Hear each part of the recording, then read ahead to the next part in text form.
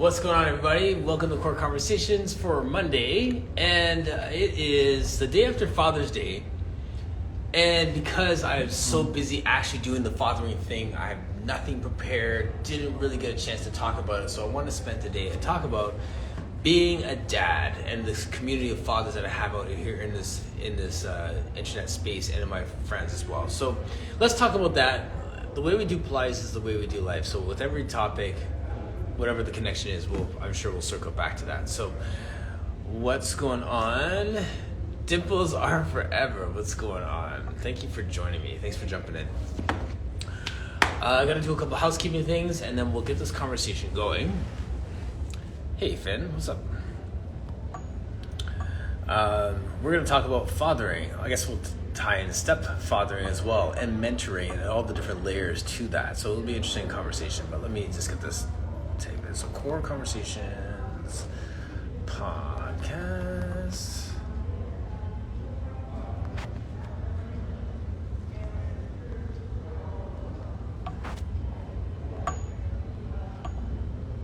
And share. Bam.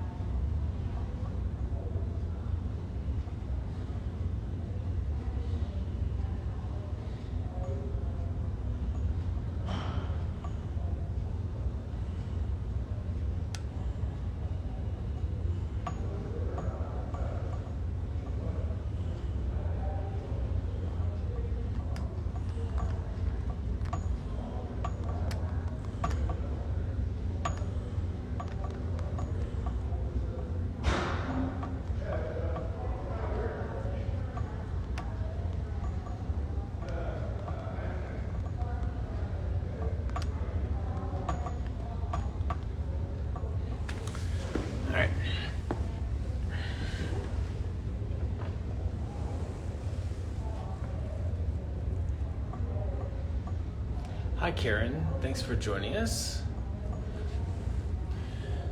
So today on Core Conversations, I want to talk about fathering, being dad, all of these things. We've talked about so many different topics under the sun.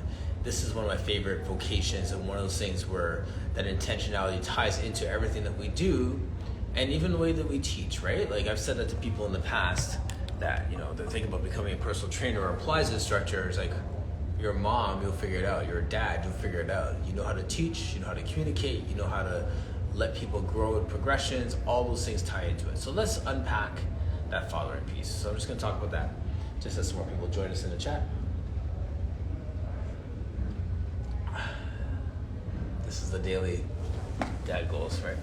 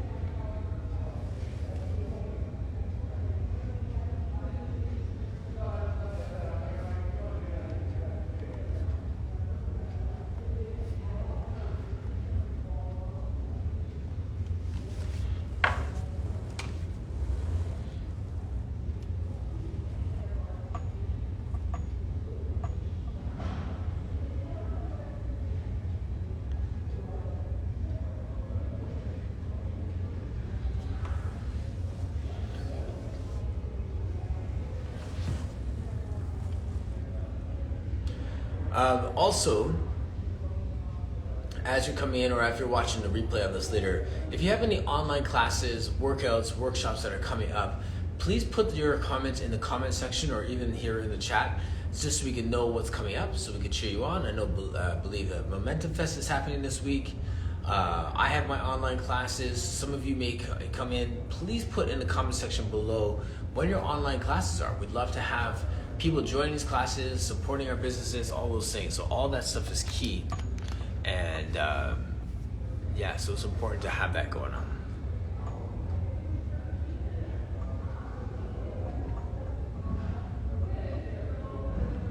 This is our freestyle Monday. So if you would like to join me on the screen, feel free to just request to join and we'll have you in.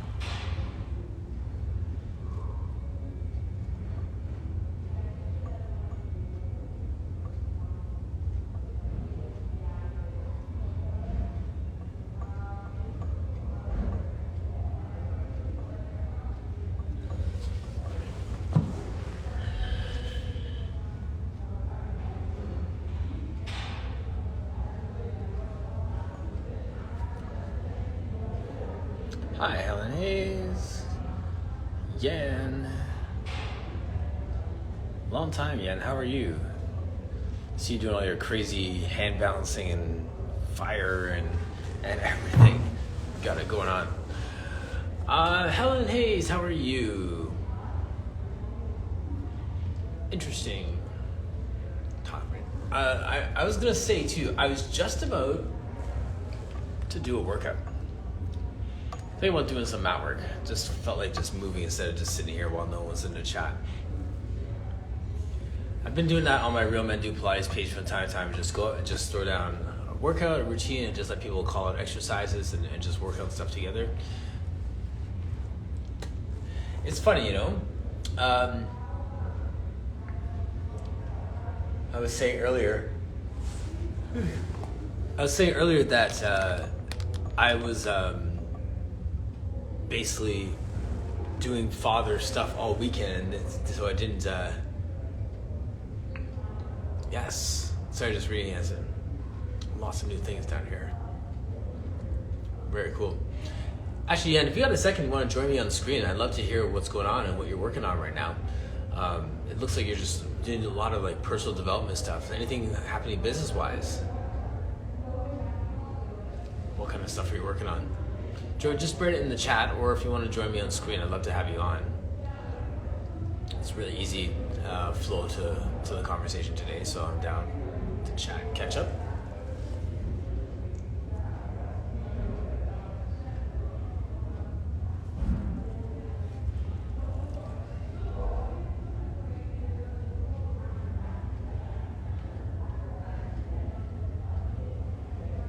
just hit that request to join when you're good to go.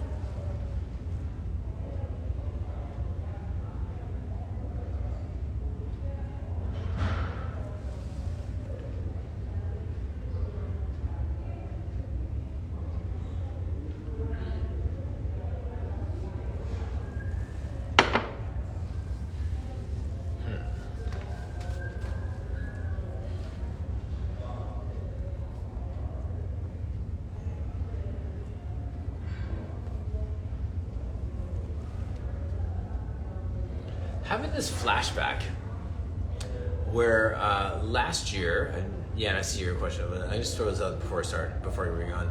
I had this flashback from last year where I had my Dad Goals Cup on Father's Day, and I basically spent some time unpacking what are dad goals, and I'm realizing that those have changed for me a little bit, but we'll talk about that after. Bring it on right about now.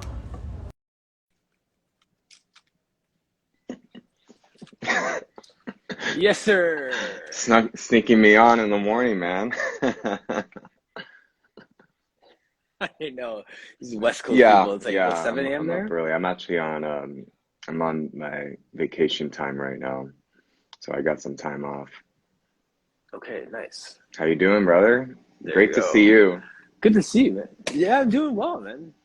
It's been it's been a while, but I'm following your posts. You're doing like I'm like I watched you do stuff. I'm like, nah, I can't do that. I'm like, I'll try that. Like, nah, I can't do that. I'm like 6 months away from that. Never will be able to do that. Like, so like Oh man, I'm like, sure with yeah, some development, maybe it might be possible. You never know. You never know. yeah, it's possible. It is possible. That's I think the same for anything, right? Like we can, you can dedicate your life to like working on certain Mm-hmm. movement skills, right, and Mm-hmm. just own them. So yeah, man. Yeah. But you're doing some cool Do you stuff. have a good Father's Day this weekend? I did. It was busy. Like my son had like and what's we call it, like the all-star game on the Friday, and then just running around with the kids all day Saturday, and then the Sunday was more basketball. So it's just the end of a league, so they just packed the games in. So I've just I've got nothing done. Nice, It's all nice. good. Yeah, yeah. So it was fun. Yeah. How It was your was good. weekend? It was mostly a lot of downtime and catching up with some people one on one. I've been doing a lot of things the last several months. I actually was getting a little burnout, so it was time to slow down. I have 2 weeks off now. I'm actually heading to the East Coast tomorrow, so Okay, nice. doing Yeah. doing half Where and half between where are you New off to? York City and Massachusetts. My mom's side of the family is from Cape Cod, Massachusetts. I have also some family in New York too, so it'll be a little bit of a mix of both. Okay, cool. Nice. You get to connect with some people and get In New some York, I movement on while will you're there be. too, In or fact, I still need to add some things to the schedule, so that will be fun as well to play around with okay, some movement stuff. nice. Yeah. There you go. Nice. So yeah, so yeah, do tell. I What know. have you I been was working on? thinking, and I've always meant to get into your schedule and sign on again, because it's probably been a year already, or almost, right? Time Probably. flies, right? It really does. Yeah, yeah. It does. It Well, does. out here, I actually spent a lot of starting last year into this year focusing on my yoga teacher training and honing in more in my movement practice through yoga a little bit more. And Okay. I still have the studio and we're still working a lot more. So that's still going between teaching Pilates and gyrotonic more. But getting out there and networking and finding even more yoga community has been a little bit more of a focus in the last year. Mhm. Okay. Practicing more handstands, acro yoga, and now more recently, yeah, I've been getting into fire performing just recently. There's a very strong community out here Okay. in the city that I got exposed to and learned from, and actually I even took some formal lessons as well to get some skills up and kind of invested into it as a Yes. potential new outlet for the future, because it was just an accessible performing outlet for me just to kind of step into Yes. without needing much more of a formal background. So that's to keep evolving moving forward. And that's Yeah. why I got into it as much as I did. But around here, we have a cool environment. Luckily, the city and the county lets us do this kind of thing out in the open recreationally as long as it's safe. And people in our Yes. community are pretty Yeah. adamant about making things safe and not being reckless. So we hold each other accountable too, Yes. because we For all are sure. responsible for each other as a community in case something goes wrong and we get on the news kind of thing. So, God forbid. Right. Exactly. Yes. Right. And you don't want that one guy to like shoot it down for everybody, right? And Right, then everyone knows it's his fault or her fault for right, right. right, So there's exactly, that piece exactly. too. So Yeah. I've been Yeah. focusing on a lot of those facets lately, also because I've been moving more into being a movement teacher overall instead of just a Pilates teacher any longer, and finding kind of Sure. my new way, because I'm becoming definitely much more multifaceted, versus just a Pilates focused Good. teacher. But the fire spinning has been more, I mean, for fun, and because it's a community out here, there's a strong fitness, yoga, and movement and flow community that I've been a part of out here that's very strong and keeps my regular life vibrant and draws me in, and sometimes keeps me even more engaged than my workflow life. So that's kind of like Yeah. the highlight of everything I've been into. Also, you might be curious to know, I Yes. I did not renew my Pilates certification.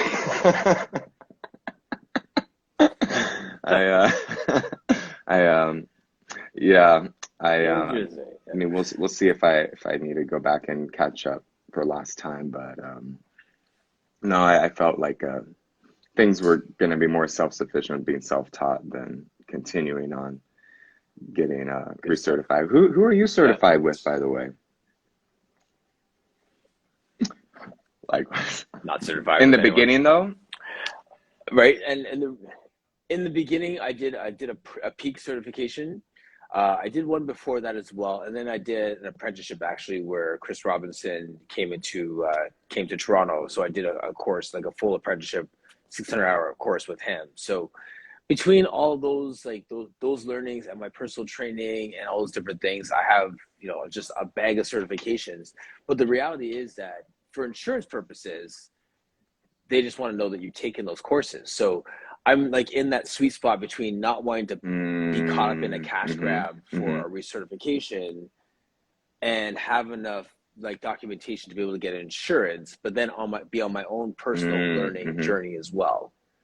So you know what I'm saying? So like I feel like we always need to continue our education, but I also feel like sometimes not pointing to any company in particular, but I feel like sometimes it's a cash grab just to get more money for recertifications and charging more for if it's not with their association, whatever. Like we get into a whole conversation about the Right, right. that side of it I don't like. So Likewise. yeah.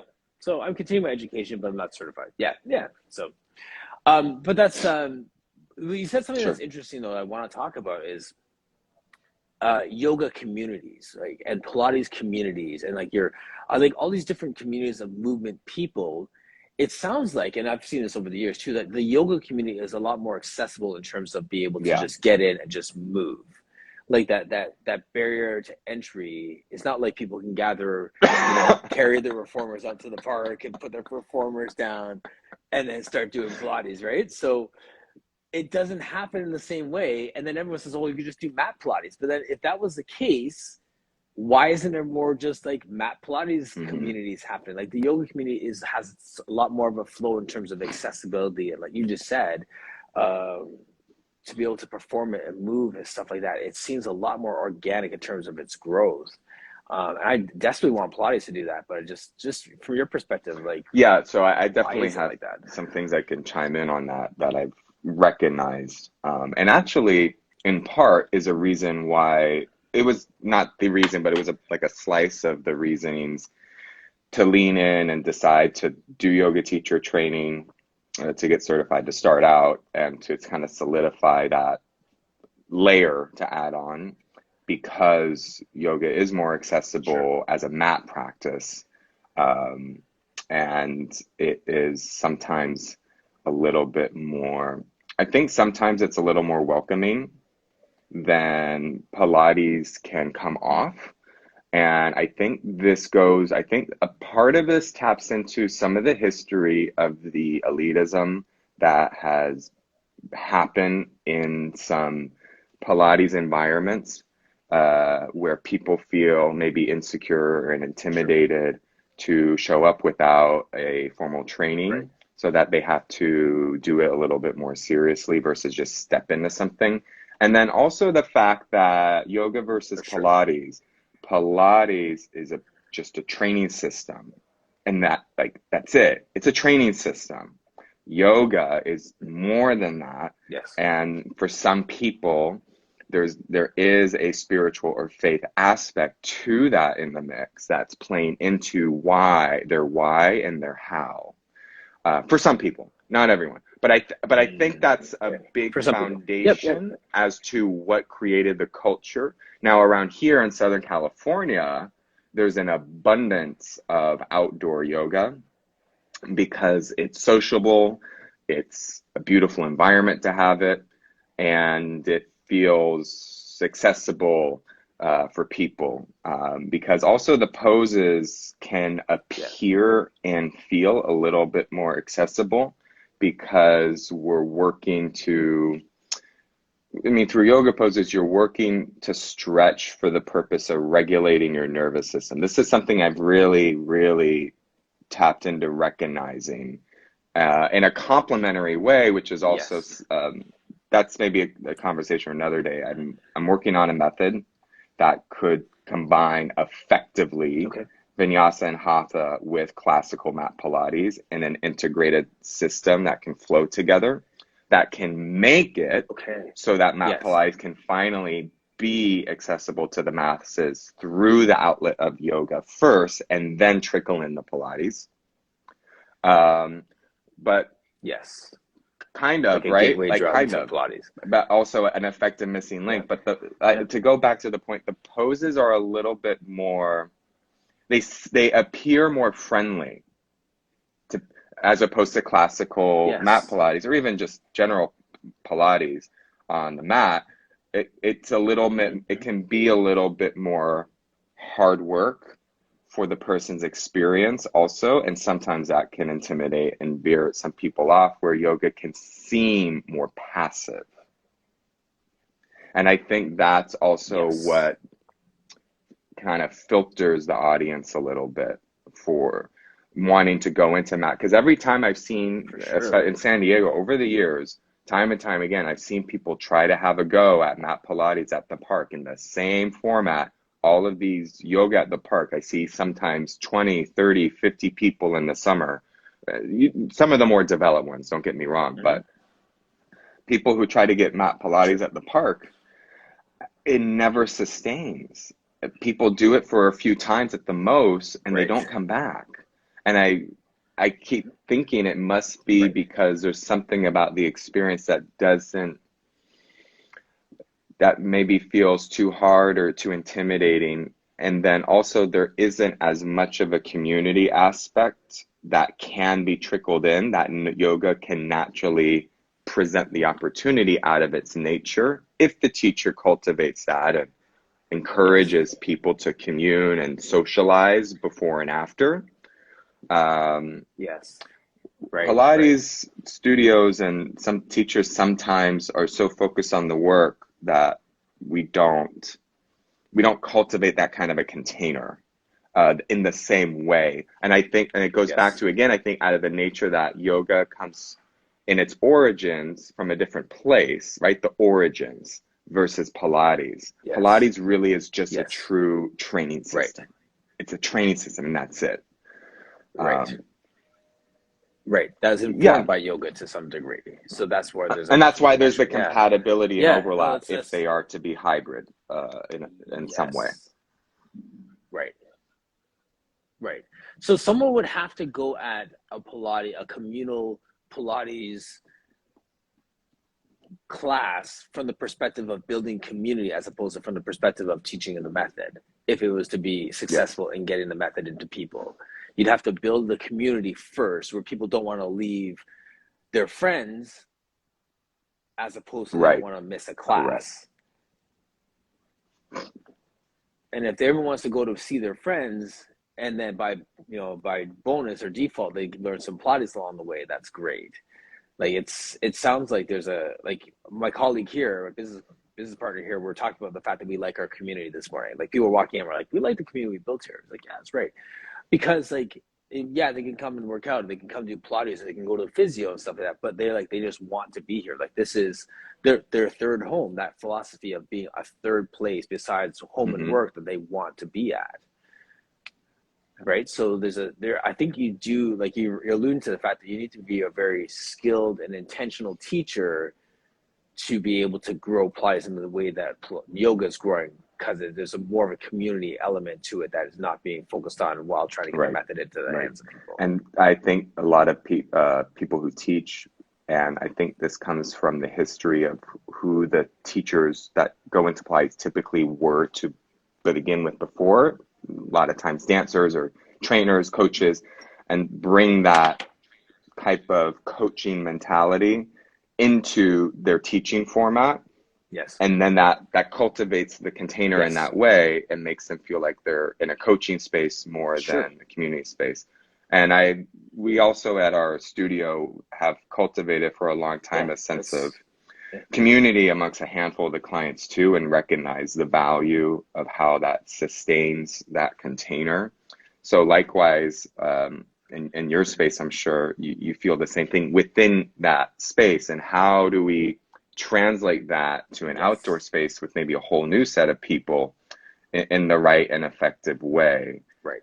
That's also sustainable, because I think also the mat work sometimes, even if you get creative and get all the variations in the world, which in my style and opinion, I don't like too much variation actually, and too many props. That's actually my teaching style now, is to have as little or no accessories as possible, and to use kind of the foundational stuff as kind of a bread and butter as always.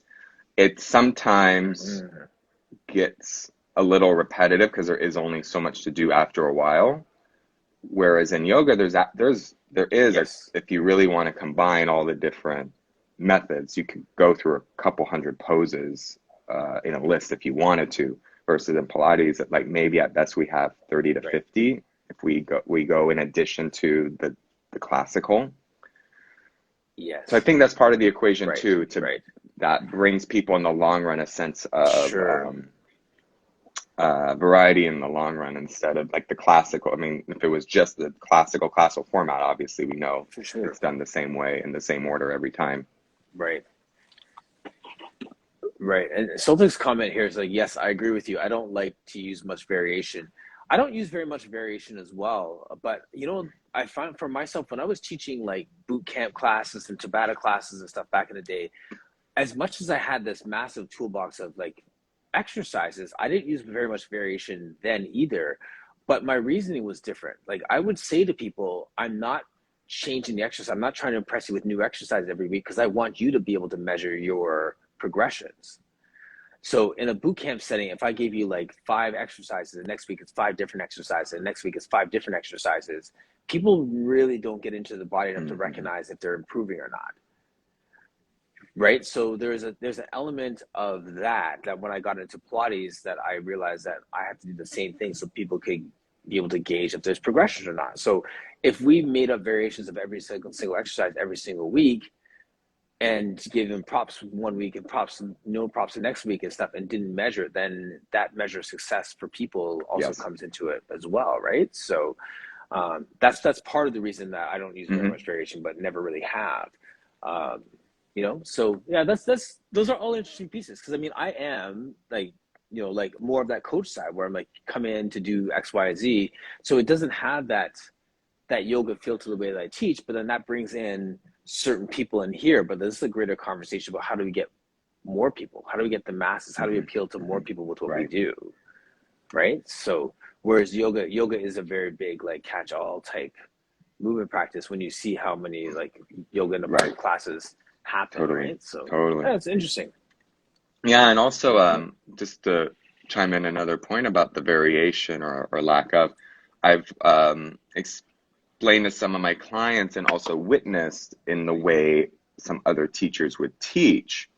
And when you give, if we understand the process of muscular adaptation and how to effectively develop neuromuscular development, we need the repetition of the same things for a certain amount of time in order to effectively develop. Yes. And when some of these teachers are giving so much variation week by week, session by session, because maybe they're feeding into that entertainment value of the session, yes, which may feel good for the client, their body doesn't change, but they feel good about the session. So, you know, that can be subjective if it works for the person and they don't mind the lack of more effective physical development results, versus not have to do the same thing, but variation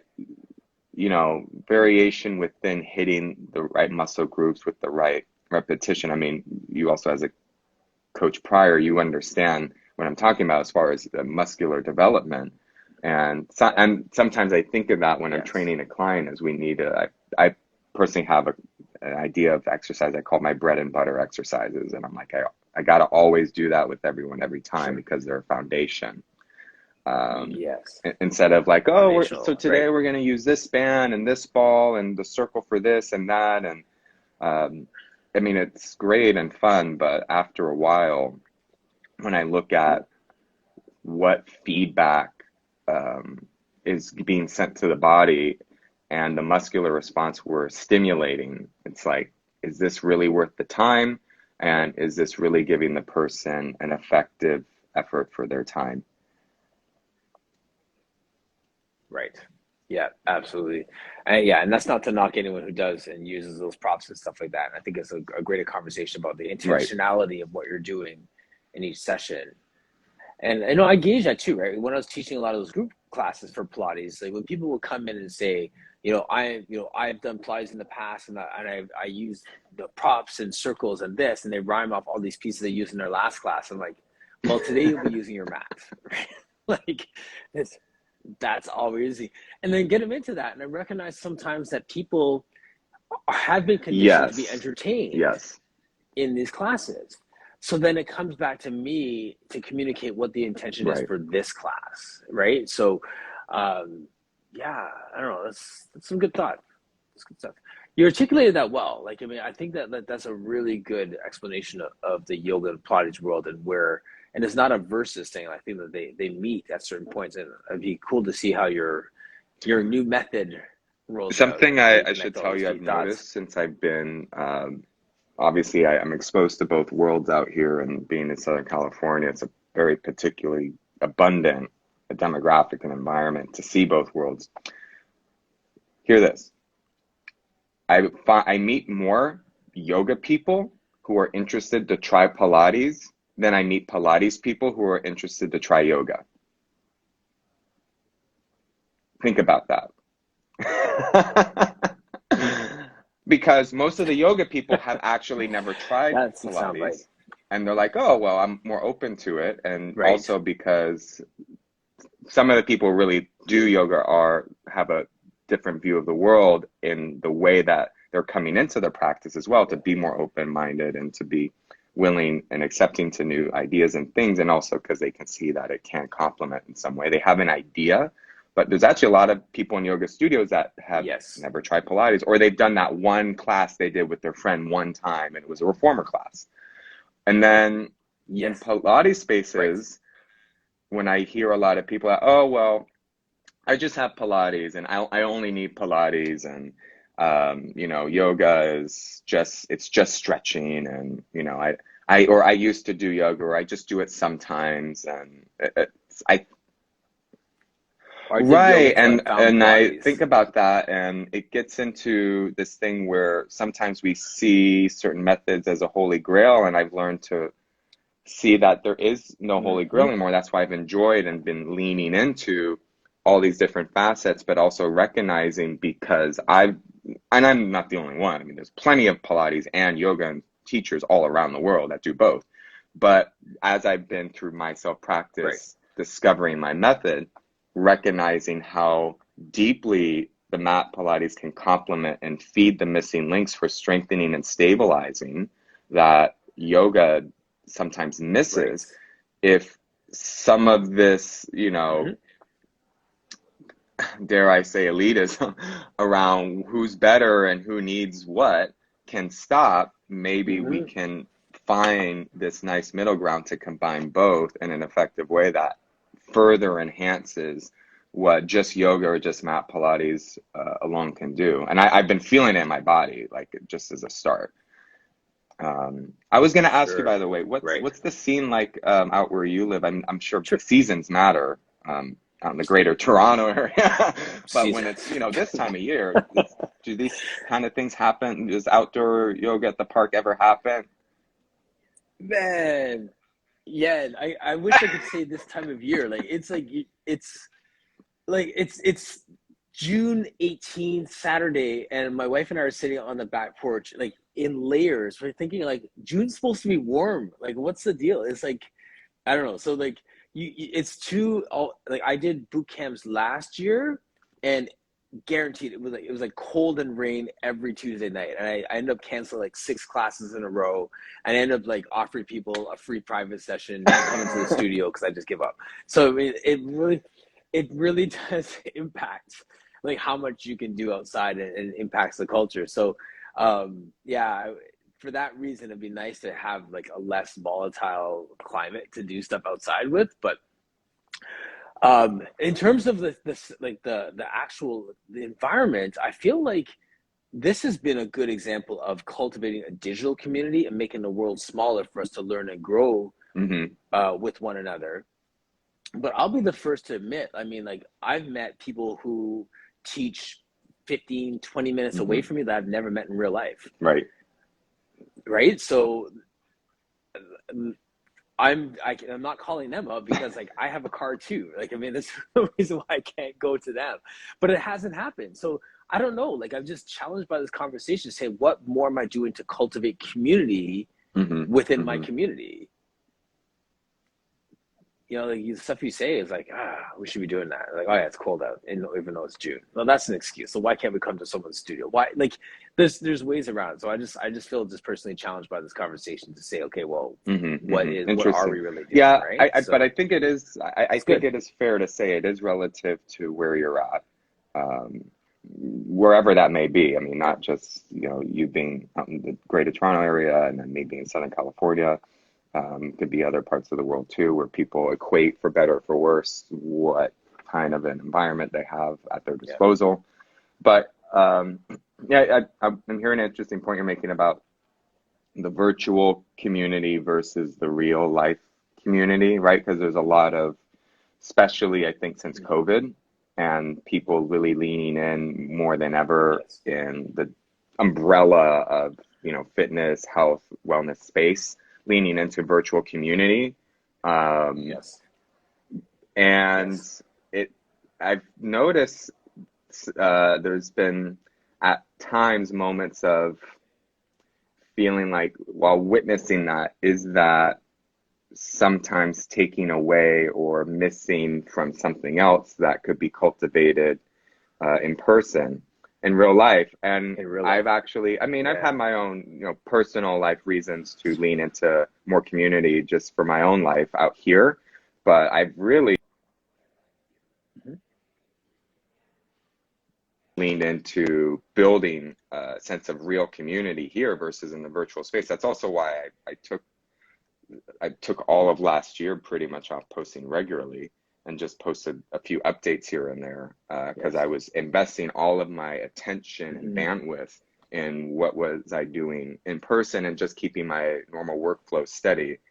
Um, and yeah, Yes. it took me a moment to recognize the difference in having a real life community, whatever that meant, whether it's 100 people or a dozen, whatever that means, Sure. versus a virtual one where you may have Hmm. thousands upon thousands of people virtually and people you've never met in person, and maybe some more than others you really connect with and relate with, like what we're doing Right. now. But what sometimes there's the Yeah. moment where what does this virtual landscape really do for us as a collective when we're separated by these screens still at the end of the day? So it's not to throw the baby out with the bathwater and say like, oh, Yes. well, this is, let's throw this Mhm. out and it's useless now. But maybe Right. finding a middle ground and meet both ways again, because some people they hyper feed into just the virtual Sure. space and then they never. I mean, I know a couple people. I'm definitely not gonna name names because you're up there in the industry. People I know well, who went so far in out of necessity too because of COVID. So don't get me wrong. Hmm. Some people had to close their Sure. studios, but went so far into the virtual space, and then I see them doing nothing in person in the real space, and I can sometimes see them watching what I'm doing and having this sense of yearning and longing. Right. Yeah. Yeah. Absolutely. Well, yeah. I think that's these conversations. Like I said, like it's challenge accepted for me. So, what am I doing? What are we doing to take what we learn here and bring it out into the marketplace? Bring it out into our media communities. Like, I feel like there's this is my global community, and then I have my hyper local community. Like I'm like my Metavale people, my you know what I mean? Like the Hmm. actual community. What am I doing there? So though I think I like to kind of keep both going, right, to some degree and nurture both evenly, where you're saying like, some people spend so much time nurturing one, and then it's, you're free to open your doors now, and it's like, but I'm still Hmm. taking care Hmm. of this one over Yeah. here, right? So yeah, and it happens. That's our personalities too, right? Like how many times have you heard introverts say like, "I love this lockdown because I didn't have to talk to Right, people," right. That's true. right?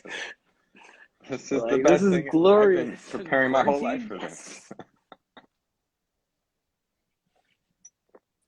yes. I Exactly. am in shape for this. Yeah, yeah, no, it's so true. Um, so I was supposed to talk about Father's Day I know this today. like I impromptu was, chat. yeah, that's yeah, it's all good, and it's one of those things. Do you dance around that? Like you don't know like people's, especially like for me, like I have these digital connections with people, but I don't know your family background. I don't know if your father was around or if you hate your dad or this is like you like this, sort of thing. So I mean, so I like to still kind of lean into those conversations. Like, what does Father's Day even mean for Yeah, someone sure. like you? If you don't That's a mind fair question, and in going fact, there for a second. I have a lot of things to say about the relevance and importance of Father's Day and fathers, and that recognition that that is a Hmm. sensitive topic for some people, and having an awareness of that in our society, which is unfortunate to even say to begin with, but also recognizing that that is the case. I grew up with my dad. My dad's still present. I actually had my dad visiting me for the last 3 weeks. He just flew back to Europe, and I had my dad with me growing up the whole time, even though now he separated and lives back in Europe at this time. But I I was fortunate to grow up with a loving, present, supportive father day in and day out. And actually, I was talking about this with a couple of people actually in the last week, more in regard to the way some people are feeding into and seeking out in their relationships and their dating styles, and how the Hmm. stories of who and where their father was plays into this equation. And a part of me was Yep. like, I I grew up with my dad, and he was there a lot of the time, and maybe that's a part of the influence in why I live and step into my experiences with the lens that I have, and why others who lack that Yep. lens, and understanding Hmm. that with compassion instead of out of Yes. judgment. Um, and just seeing why and how people come from where they come from and develop into who they are. And it doesn't mean they have to be that way forever. We know how people can take accountability and responsibility for the direction their lives go. But my dad also is a European native. My dad was born and raised French, but we also have a strong Spanish lineage. But while my bloodline is strongly mixed with French and Spanish, culturally, my dad is fully French. And I never grew up there. I was always born and raised in the States. But my father culturally was definitely very French and Western European, and brought that into the home. Yes. Yeah. Yeah, made sure you had Yeah. that heritage, right? Yeah. What about Yeah. you? Yeah. Yeah. Well, my family's from Jamaica, and and then they moved to Canada. So I'm a Toronto kid raised in Mississauga. So I'm second generation Jamaican, as many Canadians say. They don't say they're Canadian; they say they're second generation X, right? Like there's a sense of holding on to that heritage. But yeah, same thing. My dad was in the home, and my parents are still married, and he's still alive. All those things. I've taught him Pilates in the past, so that like, he's there and present. And you said the word present, and I find that that's one of the words I keep circling back to. Whether it's when I ask people, what's your definition of success as a father, or like like my mug, my everyday mug says dad goals on it, right? Like there's a sense of I think the greatest gift is simply presence, right? And for whatever that means, like all the amazing qualities and that compass that you received is because he was present. So you picked up some things from him, he taught you some things, you caught some things from him. And I think that's the same for me, where my identity is crafted by not just the times he sat me down and gave me a lecture, but the times I saw him work 2 jobs or 3 jobs, or the way that he responded to something went wrong or something went right. Like you pick up on all those things, and that's from their physical presence. So I think that's the most important thing. And you're right. Like, not that it becomes a scapegoat for other people when they had that or didn't have that, but I just recognize just for my own, just like my own upbringing, the impact that has had. I had that same conversation with my 16-year-old in the car yesterday. So like, do you notice that with some of your buddies who, like they're just raised by their mom or dad, like any difference? Like I noticed that when I was around your age, that I started to pick up on, it's funny, relationships, like we talked about this yesterday too, like the way that they treat women, or the type of women that they go for, or like, and just like, there's certain things that I learned from my dad that I see that they didn't have that frame of reference. It's interesting that it all comes back to that presence. So it's just, that's the one element I've been kind of musing on. I'm glad you brought up today.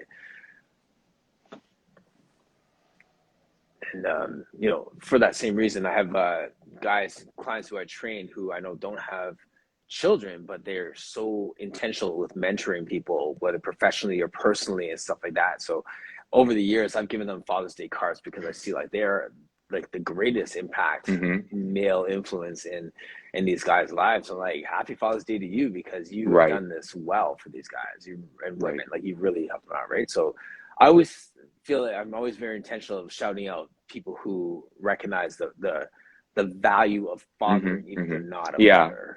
Yeah, because you're right. So some people that step into father-like roles without being a biological father, and they're being of service to their surroundings by playing in that role and serving in that way through their wisdom, through experience, through maybe little service, is beneficial, and also is part of the cohesion to a community or society as well. And that's something that I mean, there's statistics that are catching up more and more, obviously, from the last couple of decades to really show like society needs, like, let's not stress this, we can't stress enough, needs fathers to have a cohesive functioning society.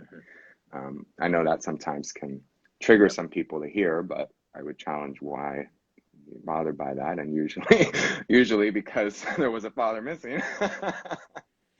Um, Full circle. and then again, it goes back to Yes. saying that not out of judgment, but out of compassion, to resolve, to bring solution, and have a recognition of the Yes. impact and value, and how fathers complement the world around, seeing it another which way. Compliment's a good word. Absolutely. Yeah. Yeah, compliment's a good word for that. Absolutely. Wow. Yeah, that's I think that's all I had to say on that. I think we just summarized that beautifully. Yeah, because and like it. Yeah, it was one of those things where this weekend I was just racing through this weekend, didn't get a chance to really stop and just muse on it. So I'm kind of thinking out loud as you're saying these things, and I think that really did capture that sense of presence, and just that fathering is definitely a key part of our community. Great. Amazing. Yeah, and thanks for your time, man. Like this, like it was like burnt an hour. That Easy. Was just what I needed. Easy. I always say I do appreciate you. Like I said, I've been like following your posts. I've seen that. I cheering love you it, on man. from a distance. But I also, yeah, man. Like, but I have to say too, like I'm so grateful for you just popping in, for the people who are watching right now, because like when I could do a freestyle and have no guest planned, and then sit down and have such a thought-provoking, engaging conversation with someone that was not on the script. Like, for those of you who are popping in right now, please just watch the replay, because we talked about community and yoga and just the connection, and we just tied it up with this conversation around fathering, and all the stuff is just so life-giving. So Love it. Awesome. love it. This is great. Love the impromptu all right. Yeah. conversation. Getting back on. Absolutely. Got to do this again sooner than later. Enjoy your vacation. Yes, actually, let's schedule. Like, enjoy your vacation and your travels and sometime stuff, in July. Let's plan it for when you come July back. probably will work. Cool. Awesome. Sounds good. All right. All right. Sign off. Sign off. You Thanks take so care. much. Okay. All Great right. to talk to you, Martin. Okay. Thank you Bye. so much. Yes. Good talking to you. And thank you, sir.